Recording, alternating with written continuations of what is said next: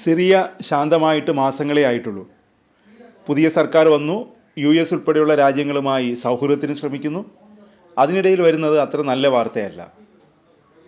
സിറിയയിലെ പുതിയ ഭരണകൂടം നിരവധി വെല്ലുവിളികൾ നേരിടുന്നുണ്ടെന്ന് മാർക്കോ റൂബിയോ വെളിപ്പെടുത്തുന്നു.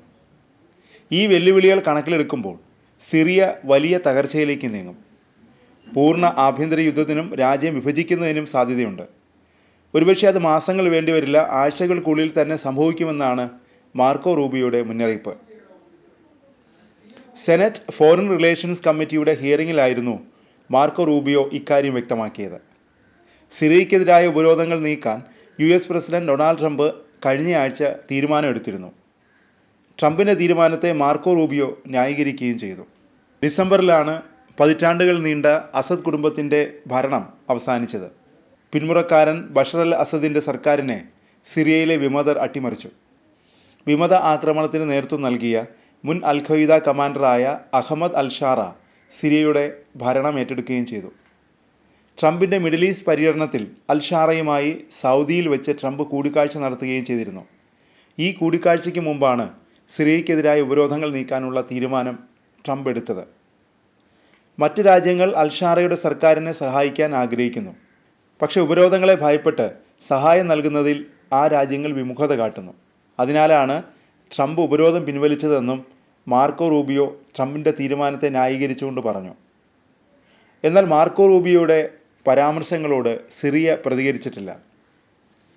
13 വർഷമാണ് സിറിയയിൽ ആഭ്യന്തര യുദ്ധം തുടർന്നത്.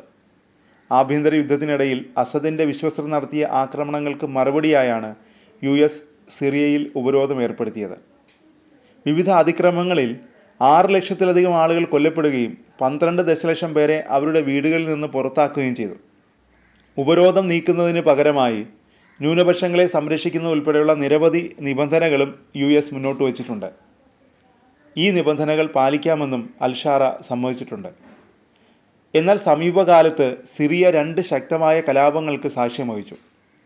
മാർച്ചിൽ സുരക്ഷാ സേനയും പുറത്താക്കപ്പെട്ട നേതാവ് ബഷർ അൽ അസദിൻ്റെ വിശ്വസ്തരും തമ്മിലുള്ള പോരാട്ടത്തിൽ സിറിയയിലെ പടിഞ്ഞാറൻ തീരമേഖലയിൽ ഏകദേശം 900 സിവിലിയന്മാർ കൊല്ലപ്പെട്ടു. പ്രധാനമായും മരിച്ചത് അസദിൻ്റെ അലൈവർ വിഭാഗത്തിലെ അംഗങ്ങളാണ്. അസദിൻ്റെ അനുയായികൾ ഏകദേശം 450 സിവിലിയന്മാരെയും 170 സുരക്ഷാ ഉദ്യോഗസ്ഥരെയും കൊലപ്പെടുത്തിയതായും റിപ്പോർട്ടുകളുണ്ട്.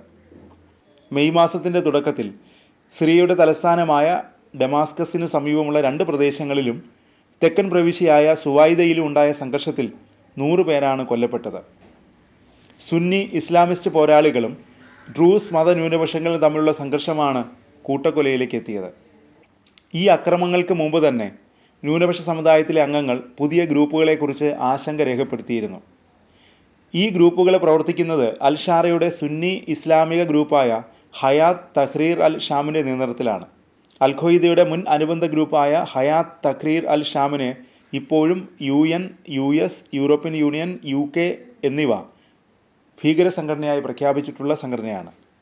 ഷാരയെ അറസ്റ്റ് ചെയ്യുന്നവർക്ക് വാഗ്ദാനം ചെയ്ത $10 മില്യൺ പാരിതോഷികം പിൻവലിക്കുമെന്ന് ഡിസംബറിൽ ബൈഡൻ ഭരണകൂടം പ്രഖ്യാപിച്ചിരുന്നു. എന്നാൽ ഷാരയെ US ആഗോള ഭീകരനായി തന്നെയാണ് ഇപ്പോഴും കണക്കാക്കുന്നത്. സിറിയയിൽ കൊടുങ്കാറ്റിന് മുമ്പുള്ള ശാന്തതയാണോ ഇപ്പോൾ അനുഭവിക്കുന്നത് എന്ന ആശങ്കയാണ് ഉയരുന്നത്. സിറിയയിലെ നിലവിലെ സാഹചര്യം ആശങ്കപ്പെടേണ്ടത് തന്നെയാണെന്നാണ് വിലയിരുത്തൽ.